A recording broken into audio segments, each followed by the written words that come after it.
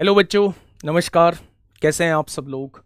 उम्मीद करता हूं कि आप सब लोग अच्छे होंगे, बेहतरीन होंगे, लाजवाब होंगे, एकदम बिंदास होंगे और साथ ही बहुत अच्छे से आप लोग जो है वो अपनी प्लानिंग भी कर रहे होंगे 2026 को लेकर कि ये वर्ष 2026 में हमें किसी भी तरीके से जॉब लेनी है और उसके लिए हम लोगों की क्या क्या प्लानिंग होनी चाहिए, वो तमाम तरीके के टाइम टेबल आप लोगों ने बनाए होंगे, तमाम तरीके की प्लानिंग आप लोगों ने की होगी। मैं ऐसे करूंगा, मैं वैसे करूंगा।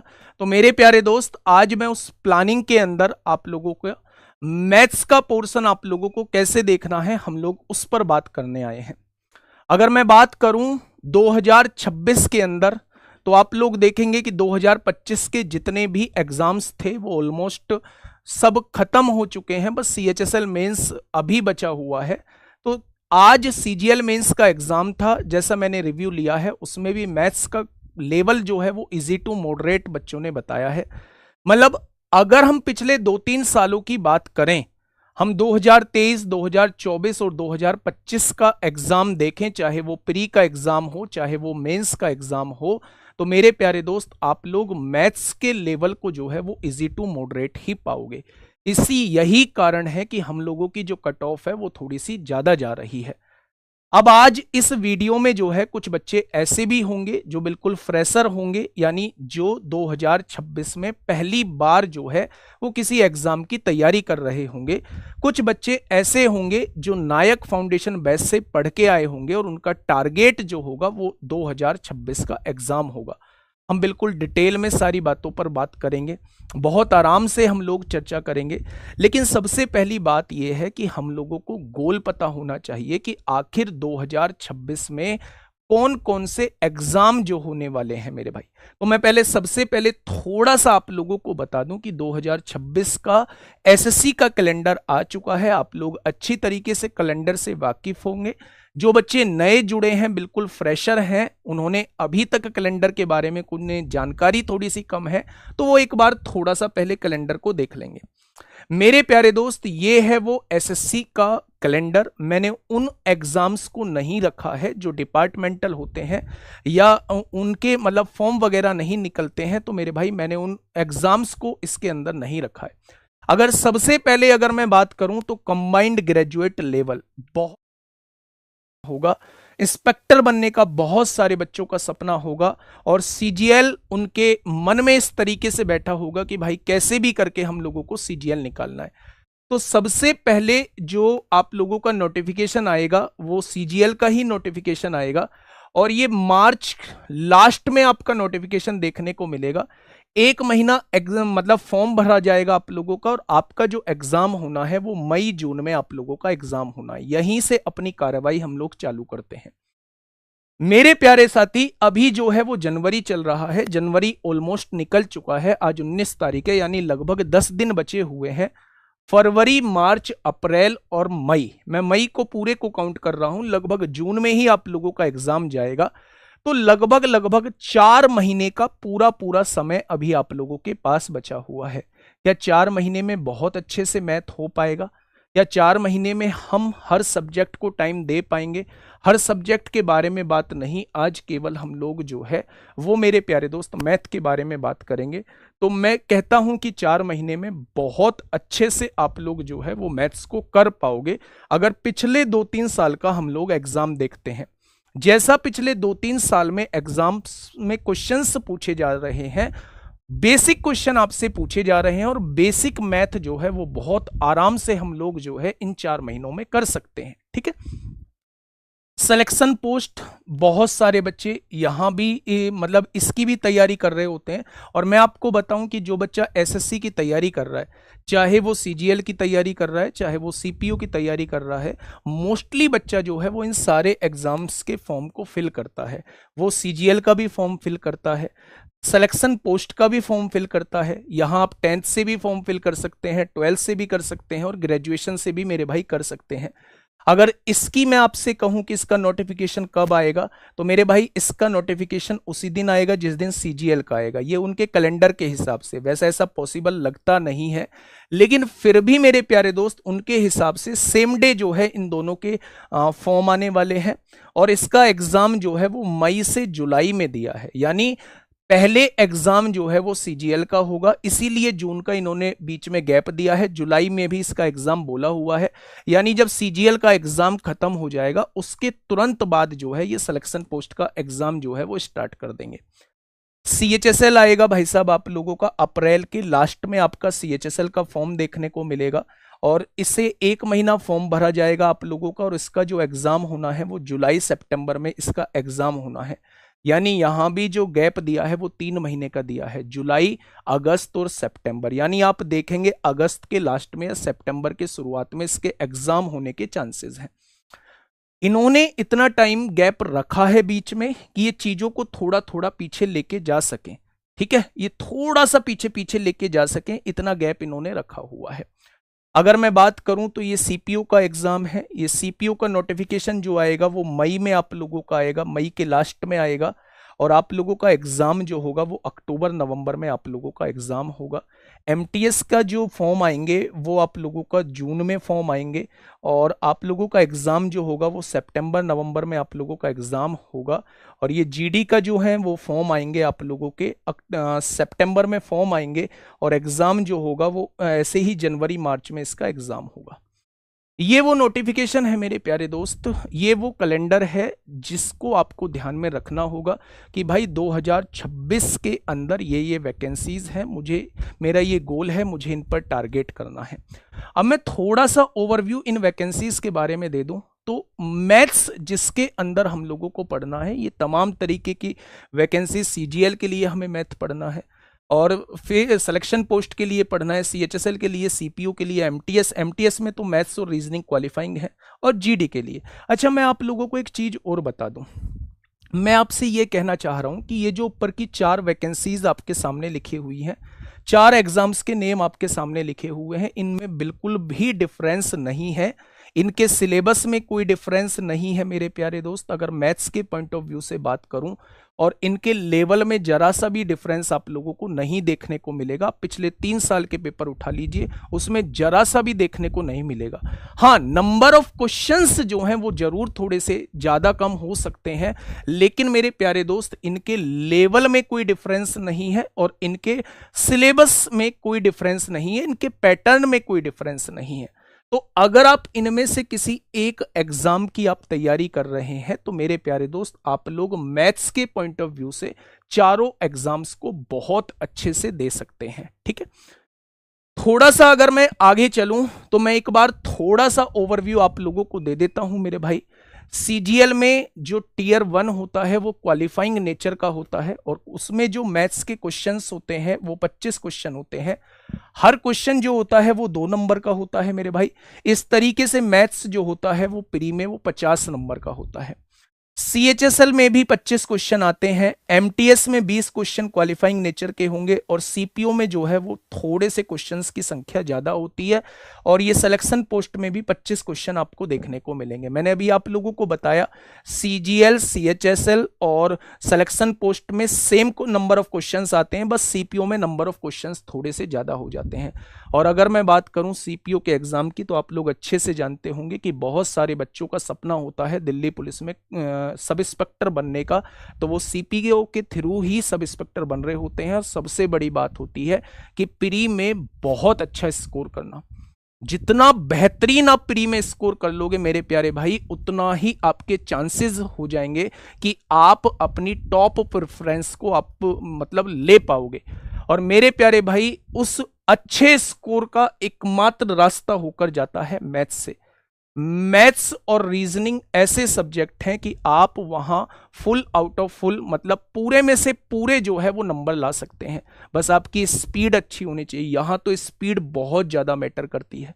यही नहीं, स्पीड तो हर जगह, ये भी 1 घंटे का एग्जाम होता है, ये भी 1 घंटे का एग्जाम होता है, ये 2 घंटे का एग्जाम होता है। तो स्पीड जो है वो बहुत ज़्यादा मैटर करती है। और स्पीड मेरे प्यारे दोस्त आएगी, आपकी कैलकुलेशन अच्छी होनी चाहिए, आपने मॉक टेस्ट पे दबा के मेहनत की हुई हो, और आपने प्रैक्टिस जो है वो अच्छे लेवल की प्रैक्टिस की गई हो। इस तरीके की प्रैक्टिस आपके द्वारा की गई हो कि बहुत सारे क्वेश्चंस ऐसे आ जाएं कि भाई साहब ये तो मैंने मॉक टेस्ट में किया था, इसका आंसर तो ये हो जाएगा, मुझे सॉल्व करने की आवश्यकता नहीं है।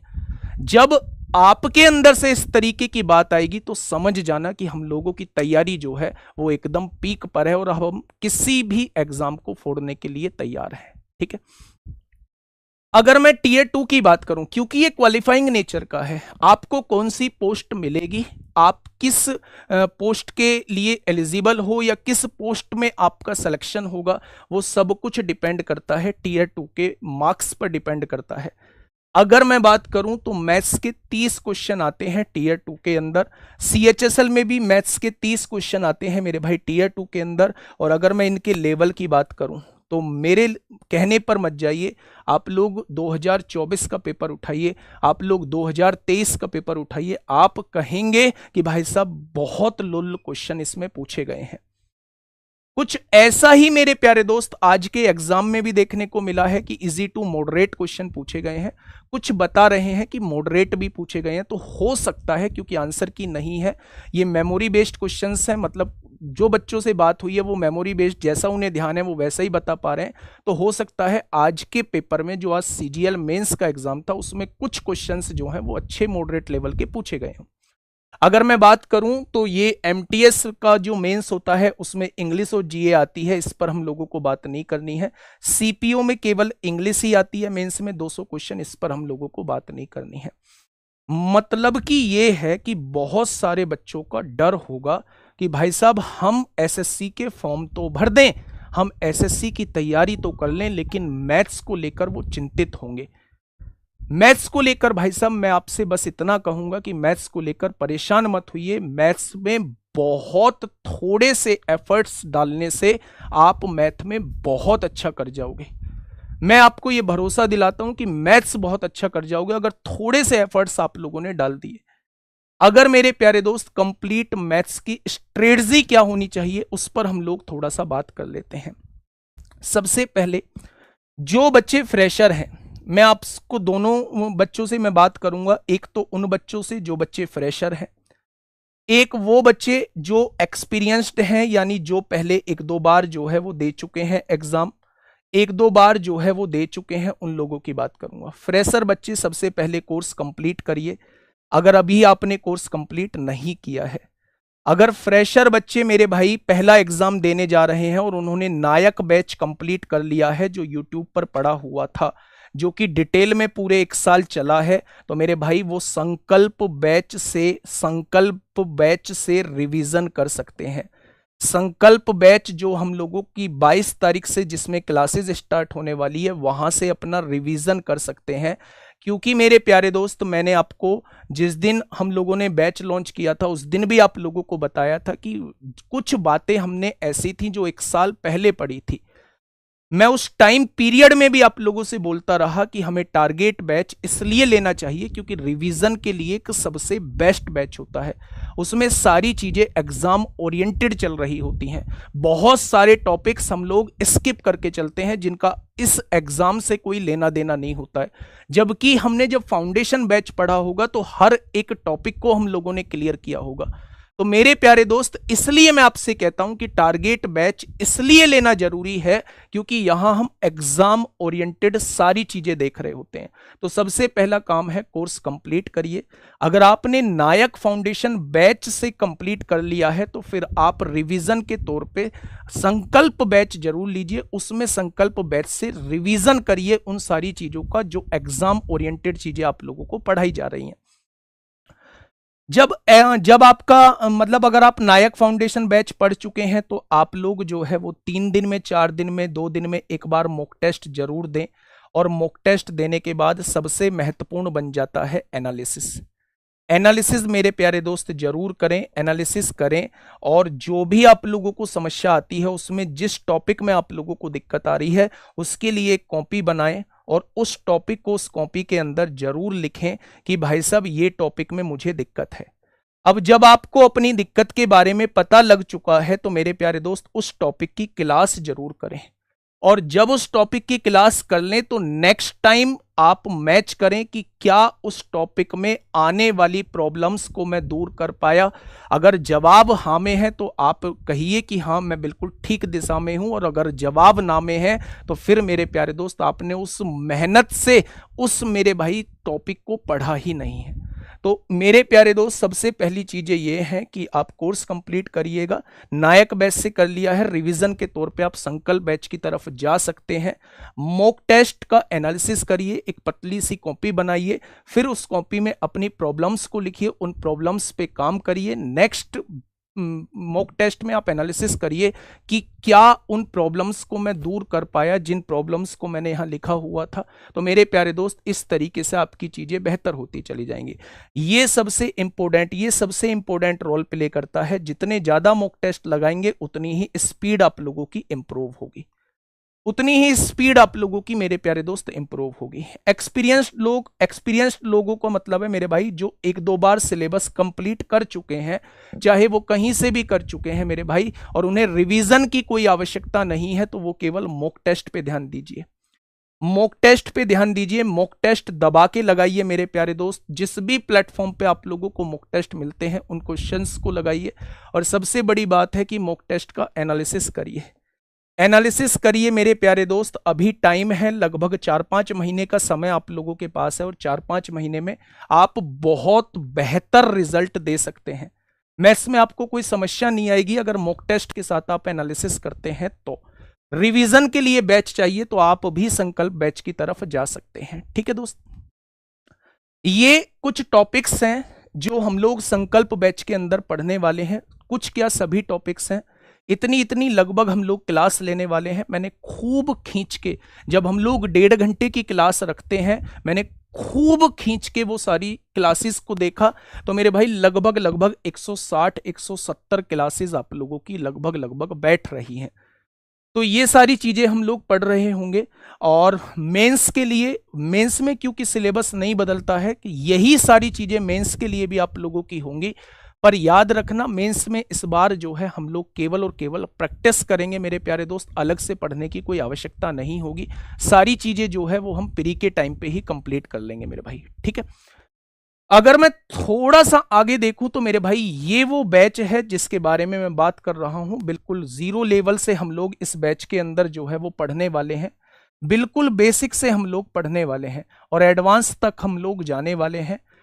अब आप लोगों को पता है कि एसएससी ने बैन भी किया हुआ है, सब कुछ बैन किया हुआ है। तो आप मन में ये सोच रहे होंगे भाई क्वेश्चंस का कलेक्शन कैसे होगा, कैसे नए नए क्वेश्चंस हमें पता चलेंगे, क्या एसएससी पूछ रही है। तो उसके लिए घबराने की जरूरत आप लोगों को नहीं है।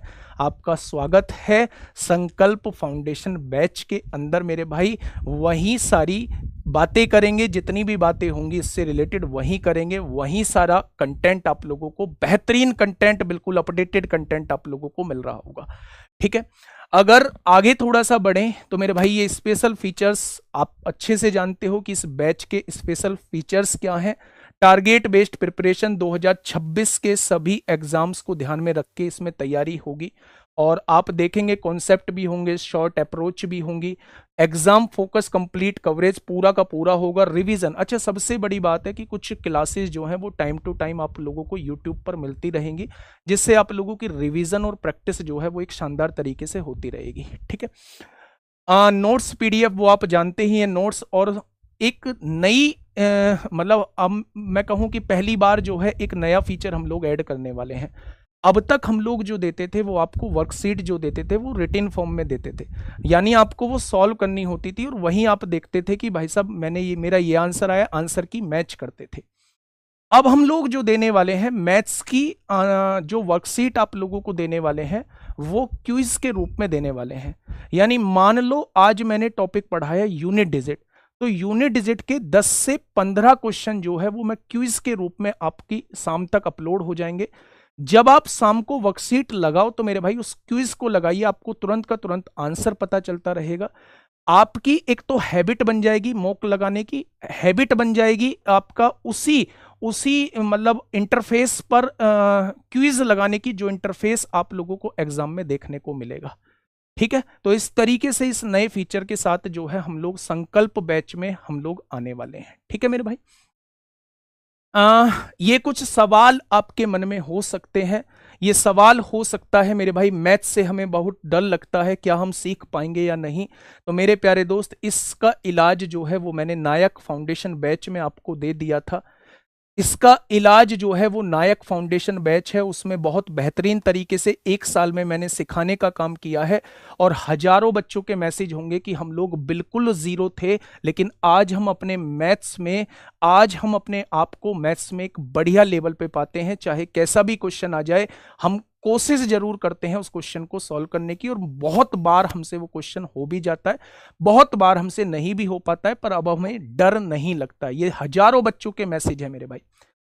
अगर मैं कहूं कि इसके बाद अगर आप ये बैच नहीं किए हैं, तो इसका ही मैंने एक दिव्यास्त्र बुक लॉन्च किया है। दिव्यास्त्र बुक जो है वो लॉन्च की हुई है। अगर आप पहले सिलेबस को पढ़ चुके हैं तो उस दिव्यास्त्र बुक को आप लोग ले सकते हैं। किसी पर्टिकुलर क्वेश्चन में अगर आपको दिक्कत आती है तो उसके कोड को स्कैन करिए, और उस कोड को स्कैन करेंगे तो तुरंत उसका सॉल्यूशन आपको मिल जाएगा। इस तरीके से आप लोग बहुत कम समय में जो है उस नायक फाउंडेशन बैच को कंप्लीट कर सकते हैं। दूसरा, आप लोग संकल्प बैच से जुड़ सकते हैं। संकल्प बैच में मैं आपसे वादा करता हूं कि मेरे प्यारे दोस्त, बिल्कुल जीरो से हम लोग पढ़ रहे होंगे। एक भी मोमेंट पे आपको ऐसा नहीं लगेगा कि हमने नायक नहीं पढ़ा तो हमने दिक्कत कर दी। आप संकल्प बैच को पढ़ने के बाद भी ऐसा महसूस करेंगे कि भाई साहब ये बैच में भी उतना ही कंटेंट मिल रहा है, और बिल्कुल जीरो से हम लोग पढ़ रहे हैं और एक अच्छे लेवल तक हम लोग जा रहे हैं। ठीक है, फ्रेशर बच्चा बिल्कुल यहां से जुड़ सकता है। ये बैच जो है आप ये मानिए कि अल्टीमेट बैच रहने वाला है। फ्रेशर के लिए फ्रेशर जैसा काम करेगा, और जो एक्सपीरियंस्ड बच्चे हैं उनके लिए रिवीजन के तौर पे शानदार काम करेगा मेरे भाई। ठीक है, क्या इसके अलावा कुछ और पढ़ने की जरूरत नहीं है? मैं कह रहा हूं कि बस RWA SSC एग्जाम्स पर अपनी निगाहें बनाकर रखना। जो भी यहां कंटेंट आपको मिलता है, बैच से अलग जो भी कंटेंट आपको मिलता है, वो आपकी तैयारी को ध्यान में रखते हुए, आपकी समस्याओं को ध्यान में रखते हुए ही वो वीडियोस आएंगी। बस उनको साथ के साथ करते रहना, बाकी कुछ पढ़ने की आपको आवश्यकता नहीं है।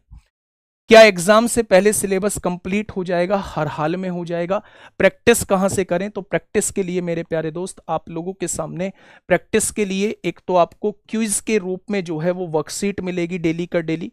क्विज के रूप में चैप्टर खत्म होने के बाद जो है वो 90, 100 जैसा क्वेश्चन, जैसा चैप्टर रहेगा वैसे ही नंबर ऑफ क्वेश्चंस आपको वर्कशीट के रूप में मिलेंगे, एक साथ चैप्टर खत्म होने के बाद मिलेंगे मेरे प्यारे भाई। और फिर इसके बाद अगर फिर भी आपको कुछ चाहिए तो सबका इलाज है दिव्यास्त्र। दिव्यास्त्र के लिए क्वेश्चंस की प्रैक्टिस आप लोग कर सकते हैं। एक एक चैप्टर में 300-300 क्वेश्चन भी हैं, 200-200 क्वेश्चन भी है, मतलब अच्छे खासे क्वेश्चंस दिए हुए हैं और बिल्कुल अपडेटेड क्वेश्चंस के साथ इसमें कंटेंट रखा है मेरे भाई। ठीक है, अगर मैं आगे बात करता हूं कोर्स ड्यूरेशन, तो लगभग 5 महीने हम लोग लेके चल रहे हैं। और क्योंकि क्लासेस ज़्यादा हैं, हमें डिटेल में भी चीज़ें पढ़नी है, तो एक समय के बाद जो है हम एडवांस की क्लास जो है वो सेपरेट स्टार्ट कर देंगे। एडवांस मैथ की क्लास जो है वो सेपरेट स्टार्ट कर देंगे, क्योंकि आप लोग जानते हैं, अगर मैं बात करूं अर्थमेटिक और एडवांस का, तो 2025 के अंदर एडवांस का वेटेज जो है वो बढ़ा है, अर्थमेटिक का वेटेज जो है वो घटा है, एडवांस का वेटेज जो है वो बढ़ा है। तो मेरे प्यारे दोस्त, हम लोग एडवांस को सेपरेट स्टार्ट कर देंगे कुछ समय के बाद। अब टेंशन मत लेना, टाइम से हम लोग कोर्स खत्म करेंगे, और जो बोला है जीरो से, तो जीरो से ही हम लोग आगे बढ़ रहे होंगे। ठीक है, अगर मैं यहां से कहूं तो ये कुछ ऐसी बातें हैं जिन पर मुझे बात नहीं करनी चाहिए, लेकिन मेरे प्यारे दोस्त, यहीं से सफलता का रास्ता होकर जाता है। अगर आप लोग एक मतलब एक प्रैक्टिकल करके देखना कि एक दिन पूरी तरीके से अपने आप को इंगेज रखना, हेक्टिक रखना अपना शेड्यूल, आप देखेंगे कि जब आप उस हेक्टिक शेड्यूल के बाद रात में पढ़ने बैठेंगे ना, तो वो आउटपुट नहीं आ पाएगा जो आउटपुट आना चाहिए। मेरे प्यारे दोस्त, मतलब मैं ये कहना चाह रहा हूं कि अगर आपका दिमाग जो है ना वो थका हुआ है, तो फिर उस टाइप की इफिशियंसी आपकी नहीं आएगी। मतलब आपको जो है अपनी बॉडी पर भी ध्यान देना होगा, अपनी हेल्थ पर भी ध्यान देना होगा, और अगर आपकी हेल्थ ठीक है ना, तो दोस्त मेरे आउटपुट तो तभी शानदार निकल के आ पाएगा। तो इस बारे में मुझे विशेष चर्चा करने की आवश्यकता नहीं है। बस आप अपना सोने का टाइम टेबल बनाइए, उठने का टाइम टेबल बनाइए, अपने मतलब प्रॉपर नींद लीजिए। अगर प्रॉपर नींद लेंगे तो एक शानदार आउटपुट आपका निकल के आ रहा होगा। और जहां आपने अपने आप को हेक्टिक बना दिया, जहां आपने शेड्यूल को हेक्टिक बना दिया, वहीं आपकी इफिशियंसी घटना जो है वो स्टार्ट हो जाएगी। ठीक है मेरे प्यारे भाई, तो इस पर मुझे विशेष चर्चा करने की जरूरत नहीं है कि 4 बजे उठिए 10 बजे सोइए, ये अपने टाइम टेबल के हिसाब से करिए। जैसा आप अपने आप को बेहतर पाते हैं वैसा करिए। पर मैं आपको साइंटिफिक एक बता देता हूं। साइंटिफिक मतलब अगर आप सोचेंगे ना, आपने घर में बड़े बूढ़ों को भी कहते हुए सुना होगा, मम्मी पापा को भी कहते हुए सुना होगा कि सुबह 4 बजे की पढ़ाई जो होती है वो सबसे बेहतर होती है। और शाम को आप देखेंगे, आप पढ़िए ना, 11-12 बजे पढ़ते रहिए। 11-12 बजे जब आप जवाही लेते रहेंगे और पढ़ते रहेंगे तो जो क्वेश्चन, जो चैप्टर आप 2 घंटे में कर लेते थे, वो वही चैप्टर आपसे 3-4 घंटे में होगा, और वही चैप्टर सुबह के टाइम में 1.5-2 घंटे में हो जाएगा। तो सुबह को इफिशियंसी ज्यादा तो निकल रही होती है। फिर भी आप अपने टाइम टेबल के हिसाब से जो है इसे मैनेज कर सकते हैं।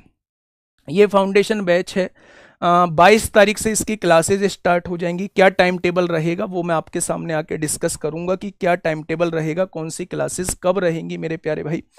अगर हम आगे बात करें तो जिन बच्चों को इंग्लिश में परेशानी है और वो केवल इंग्लिश का ही मतलब क्लास करना चाहते हैं, तो उनके लिए अलग से लक्ष्य बैच संजीव सर का आ रहा है। तो उसकी भी क्लासेस जो है वो 22 तारीख से ही चलेंगी। इसकी पूरी डिटेल संजीव सर भी वीडियो लेके आएंगे, उसमें वो डिटेल में आपके साथ सारी बातें करेंगे।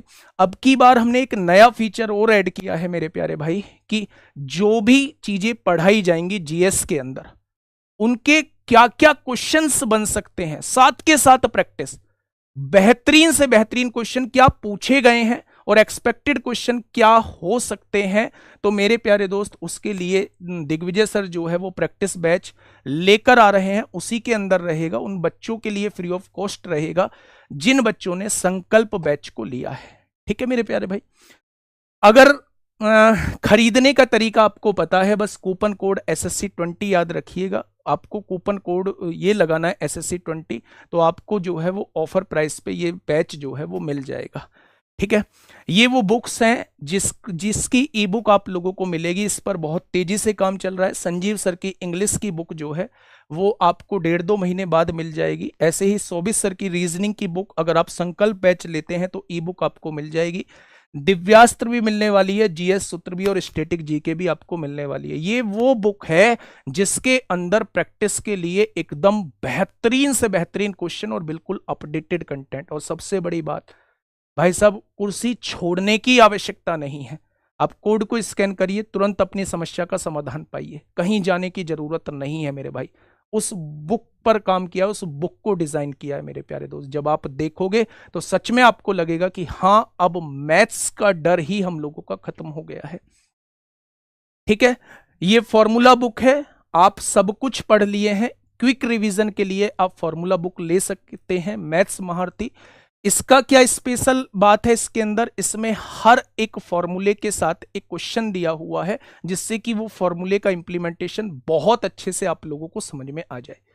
ठीक है, तो यही था बच्चे मैथ्स को लेकर। मैं आपसे बस यही कहने वाला था कि आप लोग जो है वो फाउंडेशन बैच से जुड़िए, और एक सिंगल फाउंडेशन बैच जो है वो आपके एग्जाम के, एसएससी के सारे एग्जाम्स को कवर कर लेगा। और मैं एसएससी के सारे एग्जाम्स की बात नहीं कर रहा, मैं ये कह रहा हूं कि मैथ्स पूरी तरीके से आपको सिखाने का काम करेगा ये संकल्प फाउंडेशन बैच। आप किसी भी एग्जाम में जाके बैठ जाना, क्योंकि यही सिलेबस आपका हर एग्जाम में मेरे प्यारे दोस्तों पूछा जाता है। बस जरूरत है आपको कमर कसने की जरूरत है।